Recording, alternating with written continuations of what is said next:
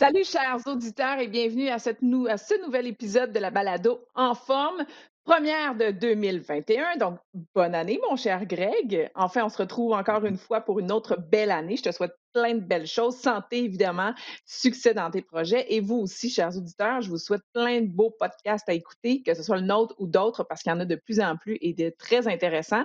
Et si vous êtes aujourd'hui fan de CrossFit, amateur de CrossFit, parce que la planète CrossFit, elle est en constante évolution, on a plein de choses à raconter aujourd'hui. Et mon cher Greg, aujourd'hui, on a un invité international.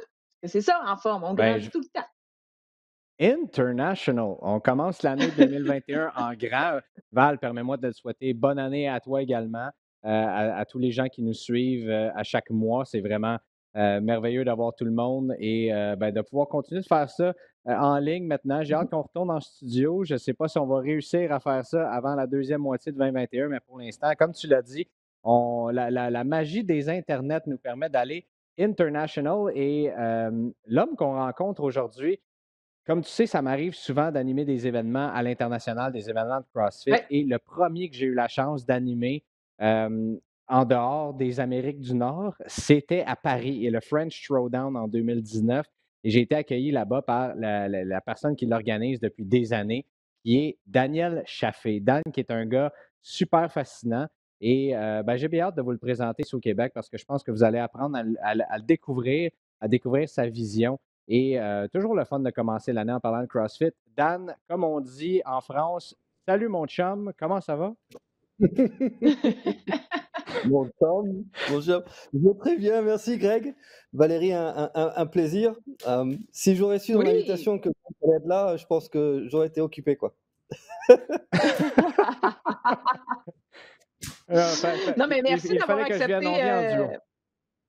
Ouais, merci d'avoir accepté notre invitation, Dan. Puis aujourd'hui, tu travailles pour l'organisation CrossFit. C'est pour ça aussi qu'on veut te parler.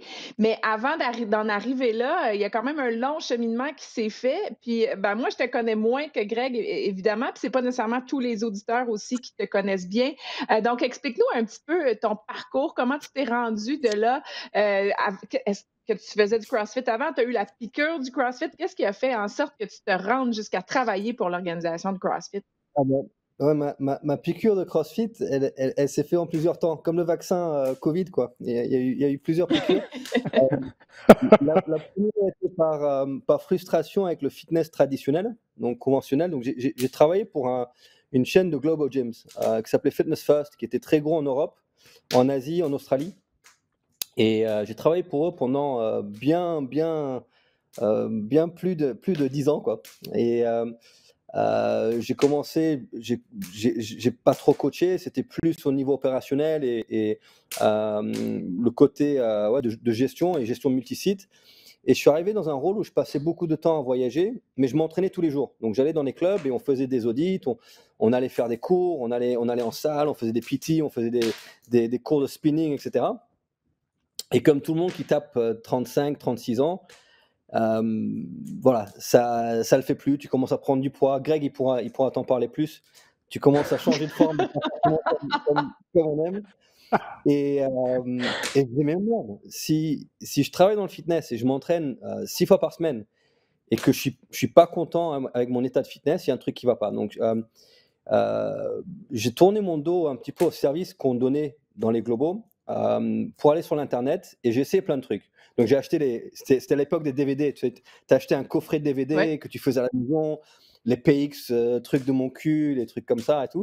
Et donc j'ai transpiré 5 fois dans mon salon avant de me faire chier. Et puis j'ai découvert un site internet qui était vraiment dégueulasse. C'était tout blanc avec du vocabulaire, ça parlait en chinois, je comprenais rien du tout, et c'était CrossFit.com. C'était le vieux où tu avais juste le workout of the day, et puis tu avais les commentaires en dessous, avec tout le monde qui s'envoyait des vannes et qui comparait leur score et tout. Et j'ai Tu parles du commencé même à site qu'on tenter. a fini par changer en 2019, là, finalement. Bah non, non, ouais, ça a été changé plusieurs fois en très peu de temps, en fait. Mais ouais, ouais, ça a tenu longtemps. Et je me dis, ouais, c'est pas esthétique, mais c'est comme le CrossFit, les box, c'était pas forcément esthétique, mais c'était it works, right? C'était efficace. Euh, Exactement. et j'y comprenais rien. Alors je sais pas, au bout d'un an, j'ai dit à ma femme à l'époque, j'ai dit: «Est-ce que ça te gêne si je prends un peu de notre argent et je pars à l'étranger pour faire une formation level 1?» Elle me fait: «Mais tu vas pas reprendre le coaching?» Je dis: «Non, mais c'est juste pour comprendre un petit peu, parce que là, apparemment, il y a des box». Moi, je savais pas ce que c'était une box. J'avais jamais mis les pieds. Je m'entraînais dans mon jardin. J'avais acheté des anneaux sur internet. C'était des trucs en plastique qui m'arrachaient les mains.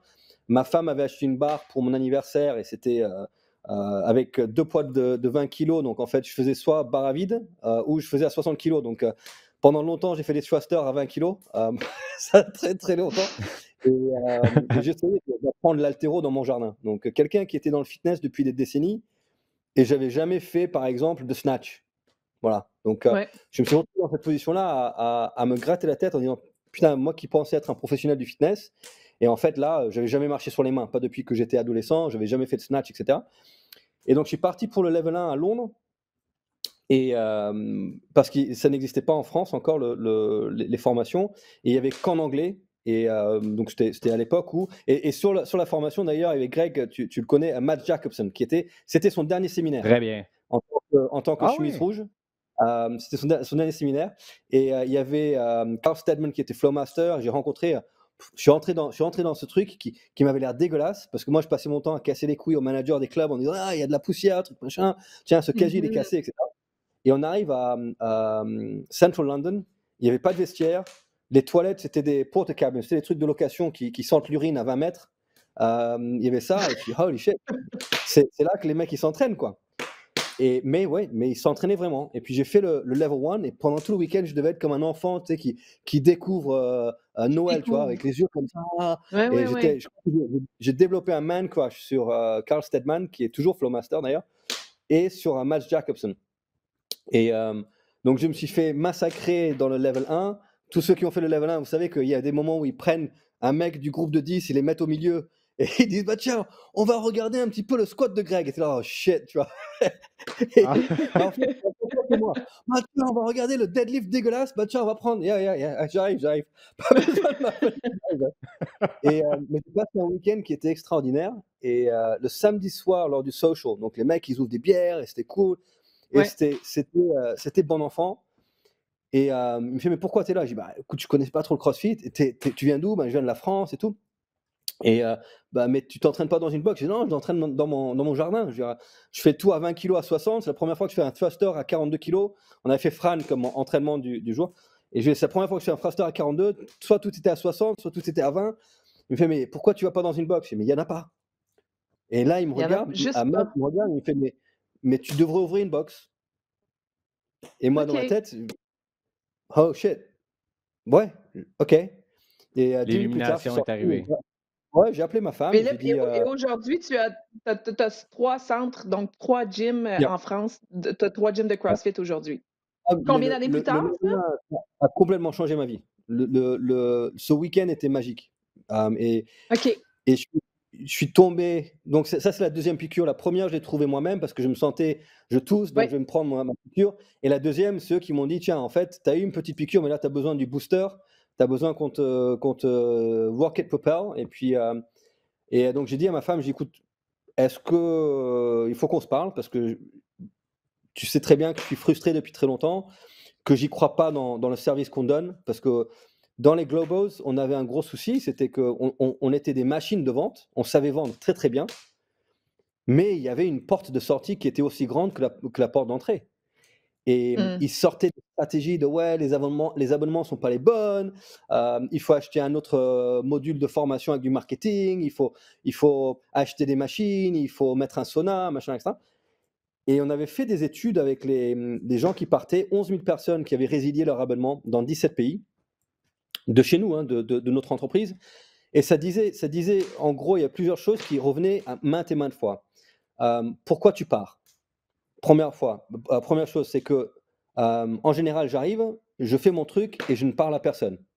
Donc j'ai l'impression de rentrer dans le métro. Je passe mon badge et j'ai l'impression de rentrer dans le métro. Donc il y a pas de contact humain. Deuxième Mmh. chose, je ne sais pas trop ce que je fais, ou je fais le programme qu'on m'a donné quand je suis rentré et je le fais et je le répète et je le répète et je le répète, et donc je me fais chier. Et j'ai plus de résultats, je plafonne. J'apprends plus rien. J'ai plus de résultats, donc je viens moins et donc après je résilie. Aussi simple que ça. Et je leur ai dit, j'ai dit à l'entreprise, j'ai dit: «Le problème, c'est qu'on ne donne pas les résultats, c'est tout.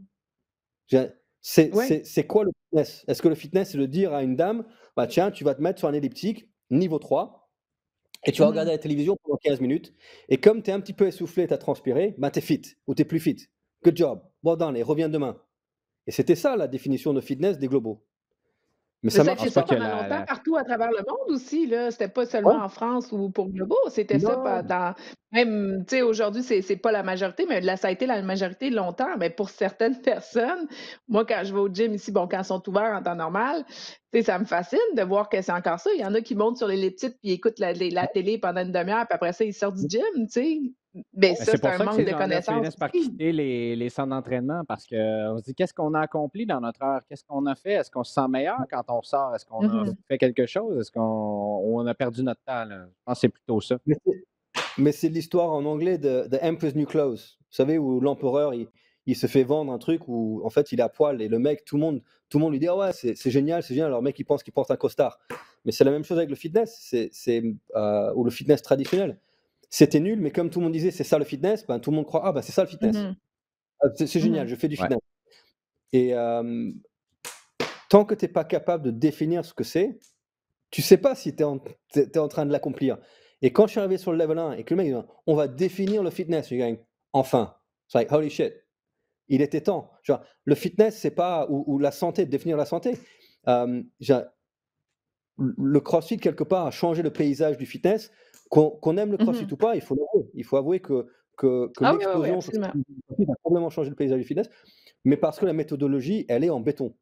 Maintenant, on peut être d'accord avec, des stratégies, des erreurs, des personnages ou pas, mais il faut juste ôter son chapeau et dire: «Shit, Glassman quand même, de pouvoir se mettre devant une feuille de papier et définir le CrossFit, définir le fitness, définir notre objectif quand on va s'entraîner».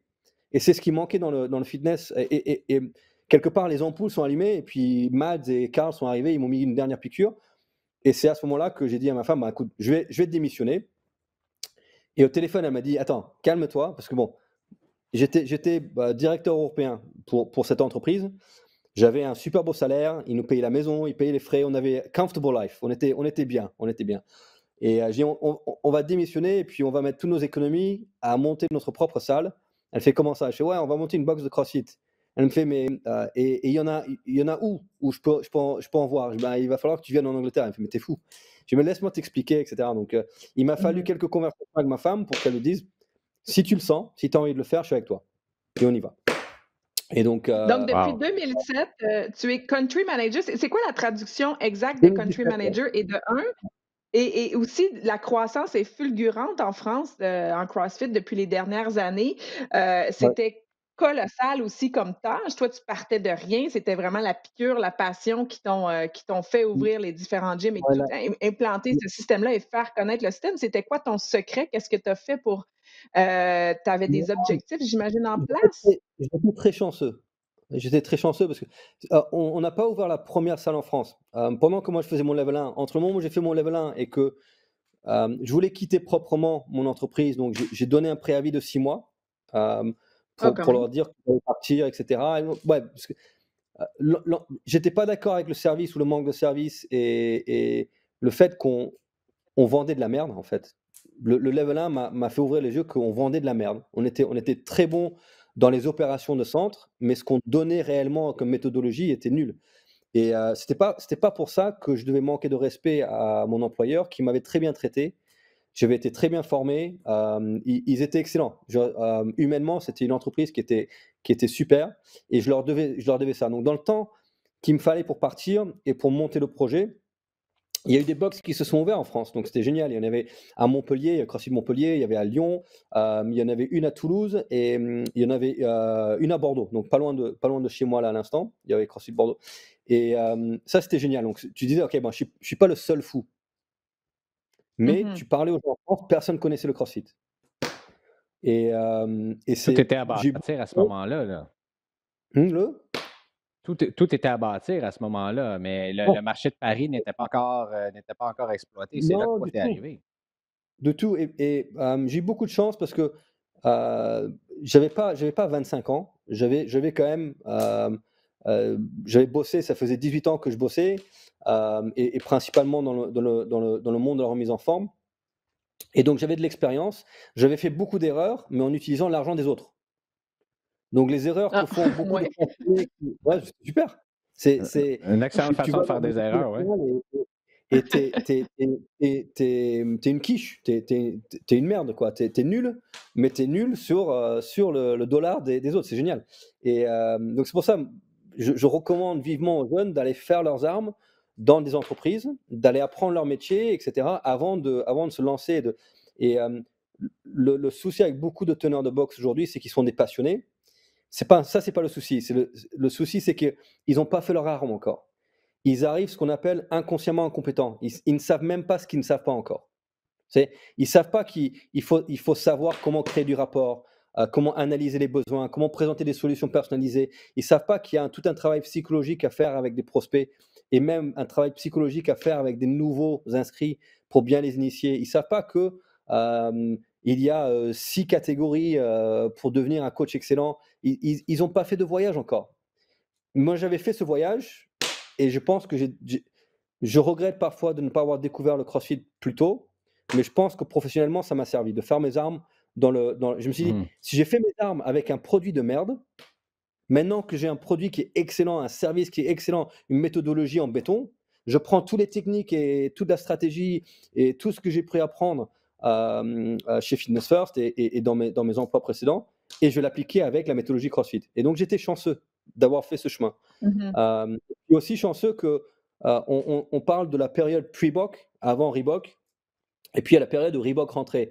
Et quand je montais le projet, il y a Reebok qui allait signer leur deal de 10 ans. Et moi, je voulais monter la boxe ici à Bordeaux, parce que c'est là qu'on vivait avec c'était ma femme à l'époque, on n'est plus ensemble maintenant.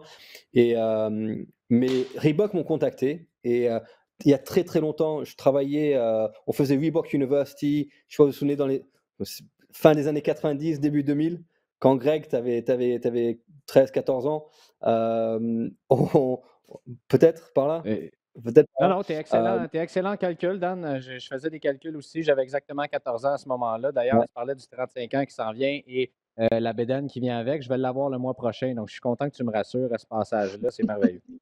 Ouais, tu passes dans la période de merde, mon ami, t'inquiète pas, t'inquiète pas. Je t'aimerais ça va. Tu as quand même des cheveux là-haut et tout, tout va bien, tout va bien. Et, Reebok m'ont contacté, mais de nulle part. Et j'avais travaillé pour eux en 2000 et 2001 à former des coachs, etc. Sur le bossu, le Swiss ball, des trucs comme ça, au moment où j'étais un peu plus dans le coaching, etc. Et ils m'ont dit, écoute, on sait que tu démissionnes, et on aimerait te parler, te faire une proposition. J'ai dit: «Non, c'est bon. J'ai assez travaillé pour des grosses boîtes, je veux pas de proposition». Il fait: «Non, au moins on te paye un billet, tu viens déjeuner avec nous». J'ai dit: «OK». Je monte à Paris vous voir par respect. Donc je suis monté les voir et il me dit: «Alors tu vas faire quoi?» J'ai dit: «Écoute, vous allez pas comprendre, mais je vais ouvrir une box et c'est une box de CrossFit». Donc je leur ai parlé comme des débiles. Il fait: «Bah, c'est super parce que c'est de CrossFit qu'on veut te parler». It's like une coïncidence de malade. I was like: «Holy shit, this is weird, right?» C'était bizarre. Et ils font, ben, on va signer un deal de 10 ans avec CrossFit et on aimerait avoir des vaisseaux admirals, si on veut, des battleships dans des grandes Les villes flagships, stratégiques ouais. dans le monde, des flagships euh, qui seront gérés par des entrepreneurs. Donc si ça gagne de l'argent, tant mieux, c'est pour toi. Si tu perds de l'argent, bah, tant pis pour ta gueule, c'est pour toi. Mais par contre, vous portez le nom Reebok, on vous aide à faire un peu de bruit marketing et puis on vous donne des fringues. Et j'ai dit non pendant 3 mois et après on s'est Tu dit: dit «Écoute». non? Oui, j'ai dit non. J'ai dit non parce que j'avais trouvé un local qui faisait 200 m². Avec ma femme, on pensait qu'elle allait faire toute la partie de commercialisation, admin et moi j'allais retourner coacher. Et j'avais hâte parce que j'avais envie de perdre la bouée que tu as là, Greg, tu vois? Le truc que tu ressens là quand tu es assis là. Je voulais perdre tout ça et me remettre en forme. Et en fait, on s'est dit avec Sophie, elle m'a dit: «Ouais, mais le CrossFit n'est pas encore connu en France et l'arrivée de Reebok quand même, ils vont mettre des euros de marketing et ça peut aider à faire avancer le CrossFit. Donc peut-être c'est un premier pas». Ouais. Donc on m'a fait réfléchir et puis, je sais plus, je me suis réveillé une nuit et je dis: «Ouais, il faut qu'on le fasse». Tu vois? Hem, c'est de remonter à Paris, limite on monte pendant 2 ans, on monte le truc, si ça marche, bah, on aura les moyens pour redescendre à Bordeaux et si ça marche pas, ben, dans tous les cas, on redescend à Bordeaux. Voilà. Donc on OK. s'était donné une vitrine de 2 ans. Et donc on est monté à Paris, j'avais recruté l'équipe et puis on a ouvert la première box avec plein de problèmes, plein de couilles. J'ai failli faire faillite, dans la première année. Il y avait un souci avec le local, on était dans un local Wow. éphémère. On s'est fait virer par les flics et par les voisins, on était dans un local Oh, éphémère. On a changé de locaux 3 fois et tout mon argent partait. Ça toutes nos économies étaient en train Mmh. de s'effriter et honnêtement, il nous restait 15 jours, hem, il nous restait 3 mois avant la fin du bail éphémère où on était et j'avais plus d'argent. C'était soit on trouve un local où on peut commencer à faire les prélèvements des adhérents, soit l'aventure se termine dans 3 mois. Et oh, j'avais l'équipe, je dois payer les salaires, et cetera. Et soit on trouve un local permanent où on pourra mettre une box, soit on est screwed. Et on a visité un local cet après-midi-là, et c'était une ancienne boîte de nuit qui était un peu bizarre, centre de Paris, sur l'avenue de l'Opéra. Et il y avait des trucs sur les murs, il y avait des trucs attachés. Tu vois le genre de boîte de nuit, Greg? Oh oui, absolument. Ouais, OK. Et je Absolument. dis: «Oh mon Dieu», j'ai pas envie de savoir ce que c'était. Il y avait des trous dans les murs, il y avait des trucs un peu bizarres. Je fais: «Oh my goodness». Hem et c'était en demi-cercle et tout ça et il y avait un plafond qui était bas et j'ai dit: «We gotta do this». On doit le faire ici et les autres, ils m'ont regardé, ils me font: «Mais c'est pas une box. Une box, normalement, c'est un rectangle, tu as hauteur sous plafond, tu es pas dans un immeuble haussmannien». C'est: «We'll make it work. We'll make it work» parce que si on signe pas un truc là maintenant, on est mort. Donc si on veut pas être mort, we'll make it Est-ce work que ça a et on a été là signé le à la déclic? ville de Paris et c'est devenu Reebok CrossFit Louvre. Donc c'est l'endroit où on est là aujourd'hui et qu'on est dedans depuis maintenant, 2000, je crois fin 2012, un truc comme ça. Donc ça fait bien un peu plus de 8 ans et oui, c'est atypique, c'est pas un truc facile à opérer, mais c'était très cool et puis on a toujours ce local, donc c'est un petit local en gros. Il doit faire, 500 m² en tout sur 3 niveaux et mais il marche bien, ou il marchait bien quand le gouvernement nous permettait de coacher, ouais. Est-ce que c'est mhm. Donc là, tu Ben, crois juste, voilà, voilà que tous les est-ce trucs, ouais. Mmh. est-ce que c'est cette forme atypique-là, justement, d'une boxe, tu crois, qui a fait le charme de Reebok CrossFit Louvre, qui a fait qu'aujourd'hui, c'est euh, peut-être une des boxes les plus en vue au monde, d'ailleurs, là, avec plusieurs milliers de membres. Vous êtes régulièrement cité. Ça a donné naissance à CrossFit France, d'ailleurs, dans lequel tu es devenu country Mmh. manager en 2017.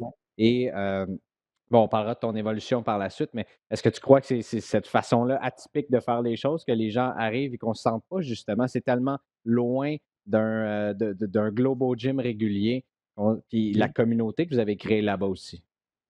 Ouais, je pense qu'on était peut-être une des premières boxes à se dire: «Tiens, on va prendre au lieu de prendre un local dans une zone industrielle à l'extérieur de Paris, on va en plein centre. On prend un truc qui est mhm. cher, où il y a du passage, où c'est un peu plus compliqué à opérer. C'est pas un rectangle, avec des sols solides et cetera. Il faudra s'adapter». Donc on était vraiment, c'était vraiment, urban. Et c'était Avant-gardiste, en fait. Ouais et puis il y avait un petit aspect un peu Fight Club, un peu, tu sais, OK. tu descends un escalier en métal, tu te dis jamais qu'il y a un club et puis tout d'un coup, tu as des mecs torse nu qui balancent des barres et des gens qui hurlent dans tous les coins et puis, on a le -2. Je sais pas si Greg, tu es descendu au -2 et parfois quand on fait des visites, les prospects nous regardent style: «Voilà, tu m'amènes où?» Parce qu'on descend un petit escalier où on a l'impression vraiment d'aller dans un truc, Ah ouais. et tu longes un couloir et puis après il y a un deuxième couloir et là tout d'un coup tu arrives à ce qu'on appelle la grotte ou the pain cave et c'est une salle qui fait 50 mètres carrés et tu as 12-14 personnes avec des skieurs et des bars et des GHDs mais c'est vraiment, des petits couloirs et c'est assez atypique et ouais, il a son charme. Avant le 2e confinement, on avait 1 400 adhérents, dans cette box, donc ça tourne bien et on a une belle équipe, on a quasiment la même équipe que l'ouverture et Mais au départ, comment tu as fait pour faire connaître le CrossFit en France? Parce que bon, tu as ouvert cette vraiment box ou ce gym-là, comme non, tu dis, c'était ouais, vraiment inconnu il y en avait pas tant que ça des adeptes de CrossFit. Comment tu t'y es pris pour faire non, connaître la on discipline dans ton pays? on faisait des séances gratuites à l'extérieur. On a fait plein de séances OK. gratuites mais pour, c'était, pour moi pour moi la prospection, c'est comme si tu mets un pot de miel sur la table et tu attends que les insectes viennent Et il faut que tu enlèves, you gotta take the top off, tu dois le poser bien au centre et le miel, ça doit, ça doit sentir, tu dois avoir envie de mettre ton doigt dedans. Ouais. Donc on faisait des choses, on utilisait les réseaux, on utilisait. Oh, pardon, il y a un des chats de mon fils qui est venu me dire bonjour. Et ils réussissent à ouvrir la porte, je les ai foutus dans la cuisine et je sais pas comment ils font. Il y en a un des deux qui saute et qui chope le panier ou un truc comme ça, je sais pas. Mais Ils sont plus ça intelligents c'est qu'on Pipo, croit. ça c'est Don Pipo. Ah, Ça c'est Don Pipo, voilà. Ça c'est Pipo. Après, il y a Bobby, mais elle c'est une voleuse. Voilà, ils sont partis se battre. Je vais vous montrer mon sapin de Noël après, ils ont défoncé le sapin et tout. Bref, on est où? On est au tribunal, ouais. Et donc on a décidé en fait 2 fois par semaine, on allait faire des séances à l'extérieur. Donc quand on n'avait pas de local encore, on a juste dit: «Tiens», on avait l'affiliation, il y a CrossFit Louvre qui arrive et si vous voulez faire une séance, rendez-vous dans, Champ de Mars, Jardin des Tuileries, et cetera, mardi à 18h. Mais il fallait réserver sa place. Pour réserver sa place, c'est nom, prénom, code postal, adresse email, numéro de téléphone. Voilà. Et on a fait ça pendant plusieurs semaines et à la fin des quelques semaines, on avait 500 personnes sur la base de données. Et tiens, il est là, il me protège de l'autre là. Et on avait ces 500 personnes et quand on a une autre locale, c'était les 500 premières personnes qu'on appelait en disant: «Si vous aimez ce qu'on fait à l'extérieur, vous allez adorer ce qu'on va faire à l'intérieur». Et il y aura OK. même Ouais, peut-être parce un qu'une fois chouïa qu'on une fois qu'on le laissait, on l'adopte. Yeah, exact. Donc si vous êtes picousé avec les merdes de chiens dans les jardins et les parcs et les gens qui nous crient dessus et les flics, on se faisait chasser par les flics et tout le machin. On Ah était oui, hein? vraiment, ah ouais, on n'avait pas, ils voulaient pas qu'on s'entraîne. Ils nous voyaient avec des bars dans les parcs. Et ils pensaient, moi je me suis fait, comment tu dis, invité au commissariat parce que la mairie disait que j'étais en train de détruire le parc urbain avec les bars au sol et les trucs comme ça et tout le machin. Et ils nous chassaient des parcs. Et donc mais l'avantage, c'est qu'on avait, avec les gens qui s'entraînaient avec nous, on avait des flics. Donc et eux, ils venaient, on leur Ben disait, oui. mais venez en tenue. Donc eux, ils venaient en tenue pour faire le WOD. Et comme les autres voyaient qu'il y avait des flics avec nous, ils disaient, bah, tiens, il y a déjà les flics qui leur cassent les couilles. On va les laisser tranquilles. Donc on avait trouvé l'astuce pour pouvoir s'entraîner. Ça, c'est le deuxième. Ça, c'est Bobby. Ça, c'est la voleuse. Ouais, et Alors ça, c'est comme une pièce de théâtre, là. Je me sens à Notre-Dame de Paris en te regardant. ouais, exit right. Exit right, voilà. Et donc on faisait ces séances à l'extérieur. Et dès qu'on avait l'opportunité, le local, on avait cette base de données de gens qui étaient picousés et on a inscrit honnêtement en une semaine, on a inscrit une centaine de personnes, pour le Louvre, Wow! sur le dos des 500 personnes qui étaient venues, sur les 6 semaines précédentes. La première séance qu'on avait faite, on était, 16 et puis, une des dernières, on était 140. Et donc moi, j'ai appelé tous mes Ouh! contacts coach, machin, et cetera. Je dis: «Écoute, on est dans la merde, on pensait être 40, mais en fait, on est 80», ou «On est dans la merde, on pensait être 80, mais on va être 140 et il me faut des bras», et cetera. Et c'est là, en fait, qu'il y avait des coachs, donc David Lenouvelle, que tu connais, Greg, qui est le directeur Oui. sportif du French. C'est à ce moment-là que je l'ai appelé. Je dis: «Écoute, on coach des séances à l'extérieur, j'ai besoin de bras. Est-ce que tu es chaud?» Il est venu assister à une séance à l'extérieur et puis voilà, une dizaine d'années plus tard, il se retrouve head coach au Louvre, il est directeur sportif des French. Eli, que tu connais, qui est le premier Flowmaster français, bah, je l'ai rencontré dans un WOD. Il est venu faire un WOD à l'extérieur. Julian, qui est le directeur des French et qui maintenant est country manager pour CrossFit France, c'était un adhérent Jardin des Tuileries. Et, et- et donc, de cette première phase, de cette première vague, quelque part, il y a beaucoup d'acteurs aujourd'hui. Il y a beaucoup de gens qui sont ensuite devenus coachs et qui sont ensuite ouverts leur propre box aussi. Donc il fallait juste créer cette première vague et puis une fois, on sait que la méthodologie, on tombe amoureux, c'est parti. Mais Mais moi, je une me chose qu'on demande a ce qui a fait ton secret, je me demande ce qui a fait ton secret, Dan, parce que je t'écoute parler, ton histoire résonne beaucoup avec moi parce que, bon, tu sais, Mads Jacobson, je le connais bien, Carl Steadman, j'ai travaillé avec lui à Londres également. J'ai visité CrossFit Central London aussi, je me suis entraîné là-bas, donc je connais tout à fait ce que tu dis avec les toilettes et tout. Mais moi, je suis arrivé dans votre histoire en 2019 lorsque tu m'as invité au French Throwdown pour aller oui, l'animer. Et tous ces gens-là qui ont commencé avec toi sont toujours là avec toi dans ton équipe. Et de voir la communauté française de CrossFit, pour moi, ça a été un choc complet et total. De voir que tout le monde est tellement engagé. Ce sont des amoureux de CrossFit, des amoureuses de CrossFit. Et une anecdote que je peux peut-être raconter à Val et aux auditeurs, c'est de voir Mhm. que tous ces gens-là, tu dis, le manager de CrossFit France, le head coach de CrossFit Louvre, de tous ces gens-là qui sont avec toi depuis 10 ans, le flow master de CrossFit qui est là, et moi-même, tout le monde, on était tous le dimanche soir, après l'événement, en train de rouler des tapis, et tout le monde dans le Ouais. même bateau. Et puis, il n'y a personne qui était plus élevé l'un que l'autre. Tout le monde travaillait ensemble, cette communauté-là. Dan, c'est quoi ton secret? Comment tu as réussi à bâtir toute cette communauté-là en France depuis tout ce temps-là et de garder ton équipe avec toi comme ça? Pour moi, c'est du jamais vu mondialement. Non, je pense que, ben, I'm born lucky, ça c'est sûr. Je suis né chanceux, mais heu, à la base, je sais que j'aime les gens. J'ai tous les trucs que j'arrive à faire bien, c'est des choses avec l'humain. Je suis nul en administration, j'ai pas fait mes frais depuis, honnêtement en 2020, j'ai pas fait mes frais une fois. Je suis nul avec la paperasse et cetera. Mais je crois fondement dans l'humanité et dans le bien des gens. Je pense qu'il y a du mal dans les gens, Mhm. je pense qu'il y a du bien dans les gens, mais ça dépend de quel bouton on appuie et puis il y a quelque chose qui monte à la surface, soit le bien, Mhm. soit le mauvais. Et c'est comme, tu sais, les voitures télécommandées. Soit tu vas vers l'avant, soit tu vas vers l'arrière. Tu sais, il y a pas 50 000 vitesses. Soit tu appuies Ou tu vers tournes en l'avant, rond. ou tu tournes en rond. Ouais. C'est pas et je suis je pense que j'arrive à faire une chose, c'est je pense arriver à lire, les motivations des gens et voir si les motivations sont pures.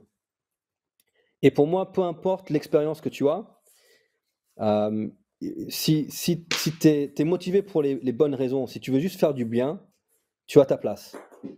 Et le manque d'expérience ou les déficiences techniques et cetera, ben, nous, on devrait avoir l'expérience et on devrait avoir, les process et cetera pour te donner quand même un minimum de réussite jusqu'à ce que tu vas acquérir l'expérience qui vient avec. Et donc, par exemple, tu vois un Julian qui aujourd'hui est country manager et lui, c'était un adhérent, il venait, tous les soirs, très calme, très sage. J'ai eu quelques interactions, mais j'ai observé et cetera.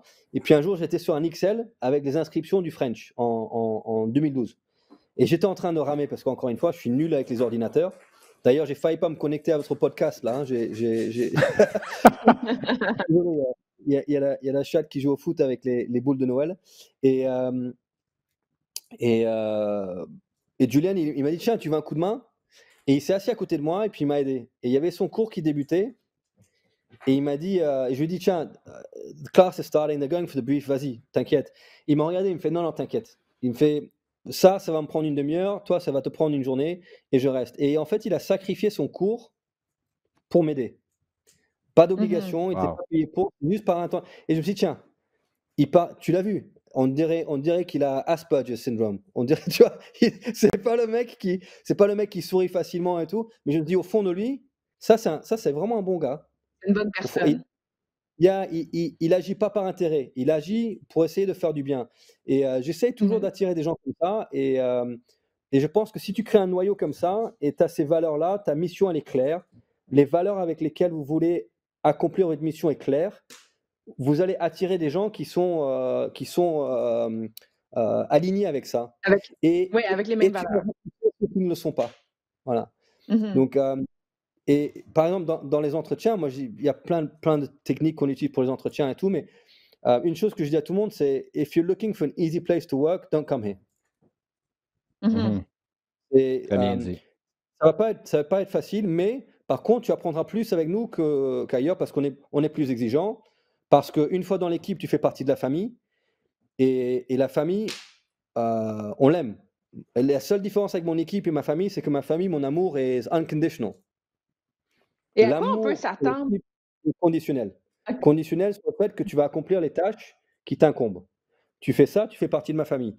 Et donc là, on a des entreprises où c'est juste une grande famille. Et le French, tu l'as vu, Greg, c'est juste une grande famille de 200 bénévoles, quelque part. Mmh. Et la Effectivement. famille un peu C'est le mot que éloignée, je donnerais. c'est 800 athlètes qui viennent, etc. Mais Ouais, bravo, je pense bravo, parce que honnêtement, c'est une belle façon, je trouve, de trouver ses alliés. Tu sais, c'est une façon sûre à long terme de trouver des alliés qui vont toujours, peu importe ce qui arrive, être là parce que comme tu dis, c'est pas par intérêt qu'ils sont là, mais c'est vraiment mmh, par pure bonté. Je ouais, pense que c'est tout en ton honneur, en fait, de l'avoir fait de cette façon-là sans nécessairement que ça soit tu sais, c'était pas nécessairement ton objectif, mais sans t'en rendre compte, tu l'as fait comme ça et je pense qu'à long terme, ça peut devenir très payant. Mais moi, je voulais plus te parler aussi on s'en va vers une année 2021 qui risque d'être, en tout cas, les 6 premiers mois quand même assez rocambolesques. Tu t'attends à quoi, du côté de CrossFit Monde, les jeux de CrossFit, CrossFit France? Comment tu ouais. entrevois la prochaine année? Plus Ben, difficile?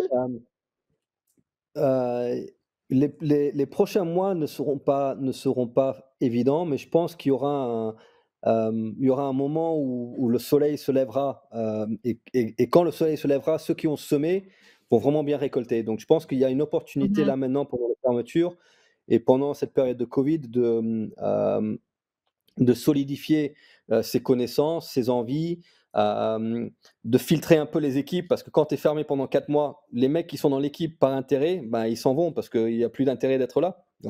Ouais. Tu gagnes pas d'argent, donc en fait, tu vas te retrouver avec une équipe qui est pure, tu vas te retrouver avec des adhérents qui sont vraiment picousés, amoureux du CrossFit, Mmh. et donc il y a une expression française, c'est, pendant une période de crise, les maigres, meurent et les gros ou les grands maigrissent. Voilà et donc c'est une période où si tu avais une petite couche de sécurité dans ta box, c'est-à-dire en termes de nombre d'adhérents et cetera, bah, tu vas revenir un peu maigri. Si tu étais juste limite, limite, limite à survivre et que tu cherchais pas à être un peu plus ambitieux, bah, en fait, tu as des risques de crever. Voilà, tu as des risques de Mmh. fermer les portes et donc je pense que les gens qui rouvriront seront bien plus ambitieux. Ils se rendront compte qu'il faut cet oxygène, il faut cette marge de manœuvre parce qu'on ne sait pas. On ne sait pas s'il y aura encore des confinements, s'il y aura autre chose, s'il y aura voilà, on ne sait pas. Donc je pense que ceux qui ouvriront, ils auront un plus grand part de marché à eux parce il y a beaucoup de clubs de fitness qui vont fermer les portes et qui ont perdu beaucoup d'adhérents. Si déjà des box Mmh. perdent des adhérents, imaginez les globaux. Moi, j'étais avec un Ah directeur oui. de Basic Fit, c'est une chaîne de low cost ici en France qui a 400 clubs. Il me dit: «Mais c'est un désastre». C'est-à-dire que le nombre de Ah C'est oui. résiliations, certain. c'est du jamais vu. Ils sont en tu sais, ils ont la tête qui tourne. Ils sont et nous, on est là, on fait la gueule quand on parle à quelqu'un qui paye son abonnement depuis 4 mois et qui dit: «Je sais pas combien de temps je pourrais rester». Mais le mec, il te soutient depuis 4 mois à payer son abonnement, il pose pas de questions. Je veux dire, le CrossFit est quand même Mmh. quelque chose d'exceptionnel. Donc il y a beaucoup de clubs qui ferment et ça va présenter une opportunité pour les clubs qui resteront et qui survivront. Donc les prochains mois sont durs, mais le conseil que je donne, c'est trouver la façon de faire le dos rond. Parce que quand on rouvrira, ceux qui rouvriront, ils auront non seulement leurs anciens adhérents qui reviendront, ils auront les adhérents de tous les endroits de France et de Navarre qui ne sont plus Mmh. inscrits quelque part, qui ont des choix à prendre sur là où ils vont s'entraîner. Mmh. Et ils auront également les gens qui se sensibilisent sur le fait que shit, being fat and unhealthy is a dangerous state of affairs. Et j'ai Mmh. besoin de faire quelque chose. Donc, il y a une sensibilisation de la population qui est pas du tout négligeable. Donc, pour ces 3 raisons-là, je pense que ceux qui arrivent à survivre les 2-3 prochains mois, ça sera magnifique. CrossFit HQ est conscient de ça. Et puis il y a eu pas mal de changements. 2020 était quand même folklorique, non? Covid, Rocambolesque, folklorique, j'adore ça comme mot. Floyd 19, Dave qui devient Mmh. CEO, Eric Roza qui déboule, Greg Ouais. qui part, Nicole qui sort, qui revient, c'était Dallas le bordel quoi. Ouais, ouais, ouais, ouais. Et avec tout ça, ouais, «Oh merde, c'est des actionnaires maintenant, CrossFit va complètement changer». Non, la méthodologie CrossFit reste la même. Le fondement, l'éducation reste la même. La croyance dans ce qu'on fait reste la même. Maintenant, est-ce qu'on veut se professionnaliser pour faire mieux beaucoup de choses? Oui, complètement. Et d'où là où j'ai eu l'opportunité de passer International Director. Donc le 1er Mmh. décembre, j'ai commencé dans le rôle, donc ça fait un mois. Félicitations Et d'ailleurs pour ça. pardon, Mmh. le? Félicitations d'ailleurs pour ça. Moi, en fait, connaissant quelques personnes dans le monde qui auraient pu, qui sont des country managers, là, je suis certain que tout le monde est très heureux de cette nomination-là et qu'il y a personne de mieux que toi dans le monde pour occuper ce poste-là, là. Bah, c'est gentil, mais je dois avouer que j'étais très chanceux parce que c'était pas censé être moi. Hem, donc ils avaient donc Eric Roza qui me connaissait pas du tout. Moi j'étais on avait fait un Zoom call, mais je sais plus 15 sur le Zoom. J'ai pas parlé, j'ai juste écouté et cetera et ils allaient recruter un international director, donc ils faisaient des entretiens avec des mecs qui sortaient de Stanford University, des grosses têtes, tu vois? Des mecs avec des MBA et plein de lettres après leur nom et tout et ils avaient avancé dans les entretiens et là, tout d'un coup, il y a Gary Gaines, qui faisait partie de la nouvelle vague, qui rentrait avec Eric, qui était la personne à qui, moi je discutais et puis, tu sais, je testais la température. Est-ce que je voulais rester, pas rester et cetera? Est-ce que ces changements me plaisaient ou pas? Je dois avouer que j'étais très triste par le départ de Greg, parce que Greg, j'avais appris à le connaître. Je le connaissais depuis très longtemps. Je l'avais rencontré, sur les premières années, peut-être une vingtaine de fois.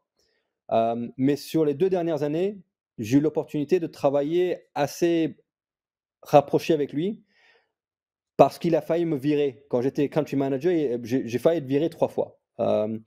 Et En 3 les 2 ans, en 3 ans, Ben, c'était pas une bonne juste 1, mais moyenne. 3 fois. ouais, c'est pas mal, hein? Ouais, c'est ça. En Et moyenne 1 fois par année. oui, oui, mais parce que j'ai pas ma langue dans la poche. Si je vois quelque chose où c'est de la merde, je vais dire: «Hey, guys, wait a minute, that's shit» et ça plaît pas toujours à tout le monde. Mais si tu Mmh. le dis pas, tout le monde est dans la: «Ah oui, c'est le boss qui le dit, donc ça doit être vrai». Non, le boss is gonna Mmh. make a big fucking mistake, il faut lui dire parce que ça va nous entraîner sur le mauvais chemin.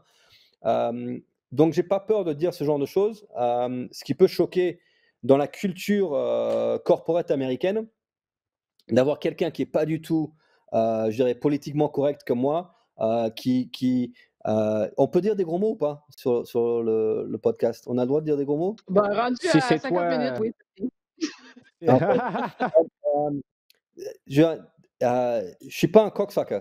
Hem, tu beau être, Greg Glassman ou tu beau être Eric Roza ou Gary Gaines et cetera, si tu dis une connerie, I'm gonna call you out.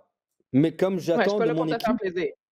ouais, ouais, je suis pas là pour te faire plaisir, je suis là pour t'aider à prendre les meilleures décisions. Mmh. Voilà. Donc, et c'est comme j'attends de mon équipe et j'ai l'avantage d'avoir mon ex-femme dans mon équipe, donc elle n'hésite pas, elle prend beaucoup de plaisir à me dire: «Là, tu racontes des conneries, that's a shit idea, you're full of shit» et elle le fait devant toute l'équipe et ça me gêne pas du tout. Parce que ça m'apprend à mieux réfléchir et donc j'agis comme ça avec Eric Roza, comme j'agissais comme ça avec Greg et donc bon, Greg, il était insensible, il était déconnecté de ce qui se passait dans la société, surtout la société américaine. Il était dans sa guerre contre, le sucre et les lobbies de pharma et tout ça et il a fait une très grosse bêtise, voilà. Mmh. Hem, Insensible, oui. Est-ce qu'il aimait les femmes? Oui, c'est pas surprenant, il avait 9 enfants, genre, pour se dire qu'il aimait pas Mmh. qu'il aimait pas les femmes avec 9 enfants, c'est qu'il s'est trompé plusieurs fois, quoi, genre, Ouais. hem, donc il y a plein de choses, voilà, mais aussi c'était l'homme le plus généreux que j'ai jamais rencontré de ma vie. Il Mmh. était exceptionnellement généreux. Il était venu en France, il avait rencontré un ami à moi qui fait un événement pour une œuvre caritative et il lui a dit: «Mais tu fais ça et tu gagnes quoi?» Il me fait: «Non, rien, c'est juste parce que c'est pour les orphelins. En fait, c'est pour les orphelins des policiers qui sont tués en action» et il a dit: «Ça, c'est une super cause. Genre, la prochaine édition, tout ce que tu gagnes, moi, je le doublerai» et là, mon ami a dit: «Ouais, mais attends, mais on gagne 30 000 €». Il me fait: «Ouais, ben, alors je te ferai un chèque pour 30 000 €». Genre, Greg était généreux comme ça. Il était Wow. tu les vois, il n'avait pas besoin de lettres, il avait pas be et donc je regrettais son départ. Il a été très gentil avec mon fils, avec ma femme, avec mon équipe, avec moi-même, je regrettais son départ parce que ce qui définissait un affilié, c'était quoi? Ben, c'était Greg. Tu vois? Mmh. Le focus d'un affilié, c'était Greg qui définissait ce que c'était. You know, what are you supposed to concentrate? L'excellence dans le coaching et dans le service, les résultats, d'être tourné vers les gens, c'est Greg qui disait tout ça. C'était pas, seminar staff, et donc Greg qui partait, moi ma question c'était: «OK, mais qu'est-ce qui définit aujourd'hui le focus d'un affilié? Qu'est-ce qui nous différencie de Globo ou de Esporta ou de Equinox ou de» Mmh. pour moi Greg représentait une grande partie de cette différence. Ben, il était très visionnaire finalement. Il Ah, était visionnaire, c'est de lui que venaient ces idées-là. Donc c'était très payant aussi pour l'organisation CrossFit parce que ça venait de son cru. Mais c'était son échec aussi. C'était tellement il vit dans Oui. l'avenir qu'il était Mmh. déconnecté du quotidien et d'aujourd'hui. Donc ça c'était son et aussi qu'il regardait pas derrière lui. Donc tous ses ennemis, hem, tous ces pardon, là, c'est le deuxième là qui vient m'éteindre l'ordinateur. Vas-y, hop là, pardon. Ça c'est Bobby. Say hello. That's Bobby. Mmh. Allez, go. Pardon. Exit right. Hem, il il il était tellement dans l'avenir qu'il voyait pas autour de lui, les groupes avec des ambitions, malsaines, des coachs à peu près connus qui Mmh. souhaitaient détruire la saison de sport du CrossFit pour faire un truc, perso ou avoir une influence perso. Les grandes marques qui voulaient détruire pour pouvoir mieux négocier les games après en disant: «Ah ouais, bah, regarde, Reebok part et là CrossFit c'est en bas, donc au lieu de payer X millions, on va payer Y millions» et cetera. Et donc ils ont influencé leurs athlètes d'aller pleurnicher sur les réseaux sociaux en disant qu'ils se distançaient de il n'avait pas du tout anticipé tout ça.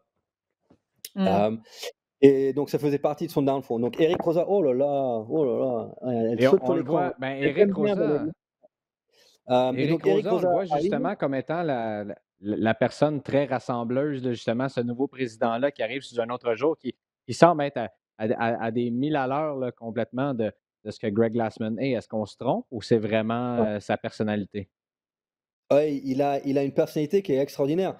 Moi, je dois avouer que les premières fois que j'ai vu Eric, parler et en réunion, je ne l'appréciais pas et il parce qu'il écoutait pas, il parlait.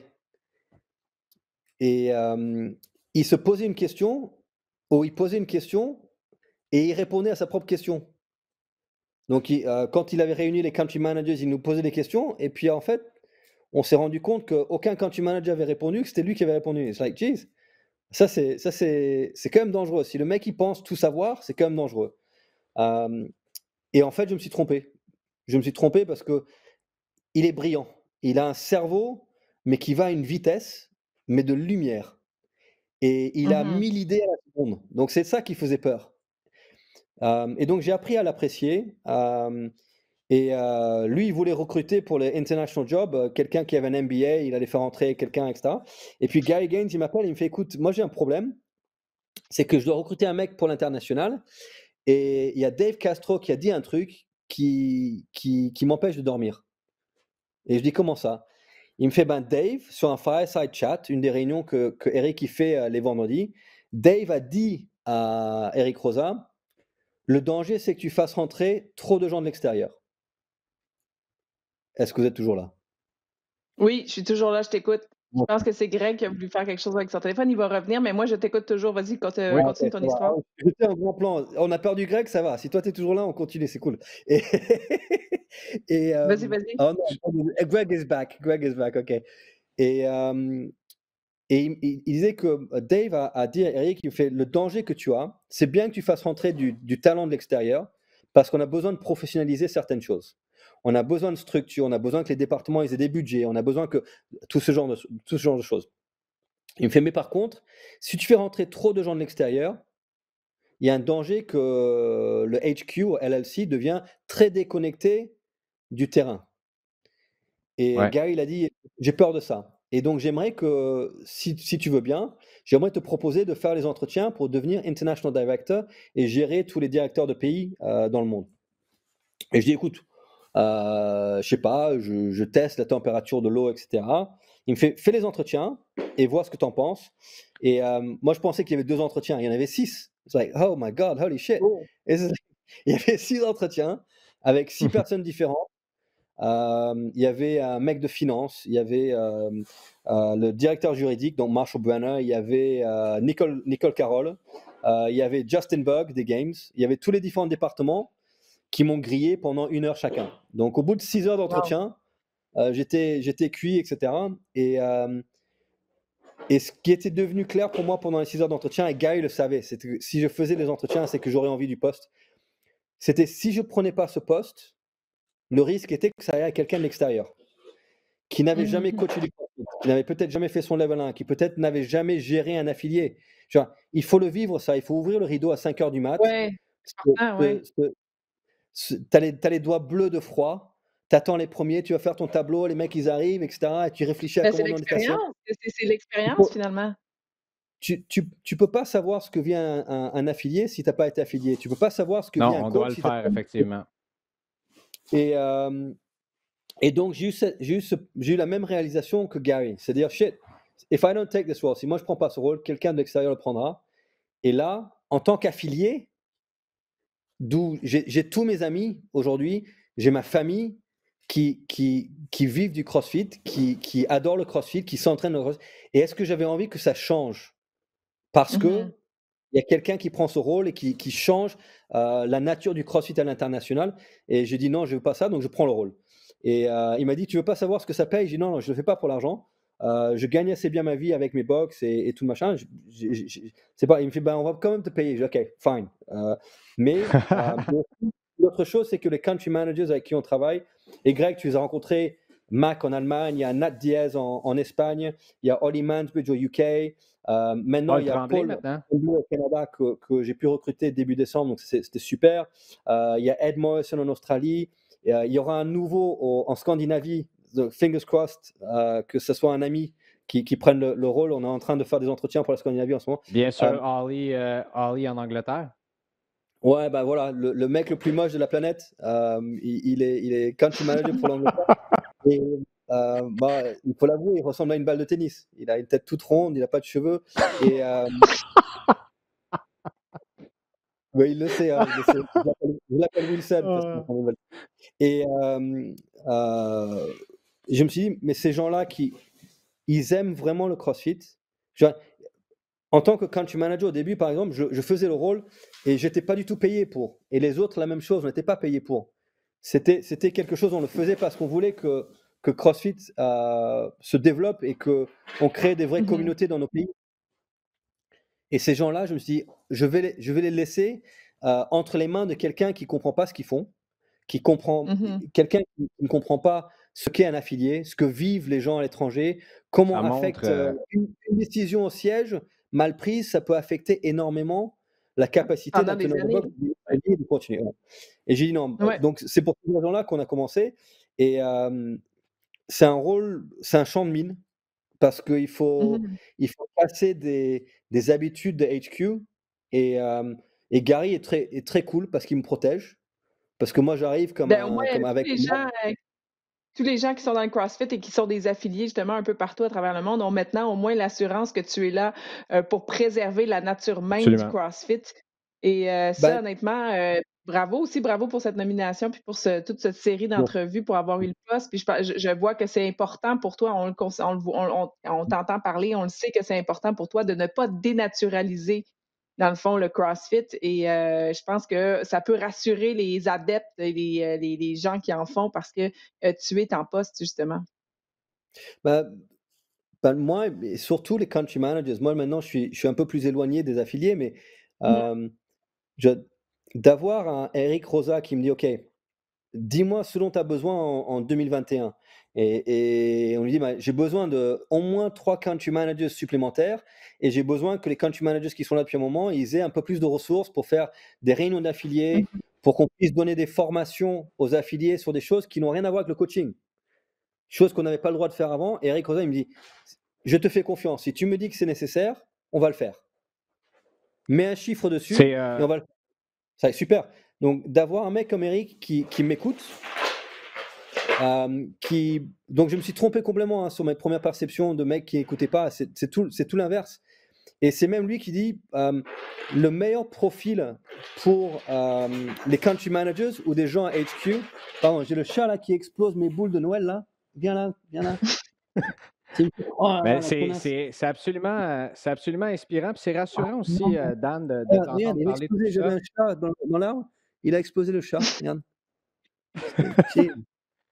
Ok, Donc, bon. c'est vraiment inspirant et rassurant de voir que le CrossFit est en de bonnes mains comme ça. Nous, je sais qu'il y a un autre enregistrement. Donc, ce que je propose, Dan, c'est qu'on fasse une pause sur l'histoire et qu'on fasse une deuxième partie dans la semaine, peut-être plus près du Open, où est-ce qu'on pourra parler de la saison, de l'année Mmh. 2021, du futur du Ouais, avec CrossFit avec tes plaisir. fonctions et celles de Eric Rosa et de Dave Castro également. Ouais, Ouais, avec plaisir.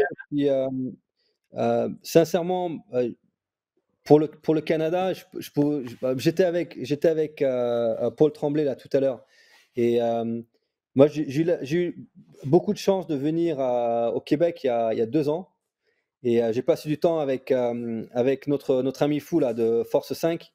Et Mathieu Dubroc. yeah. Il a essayé de me perdre sur un lac en faisant du stand-up paddle. Il a essayé de me tuer plusieurs fois, je crois.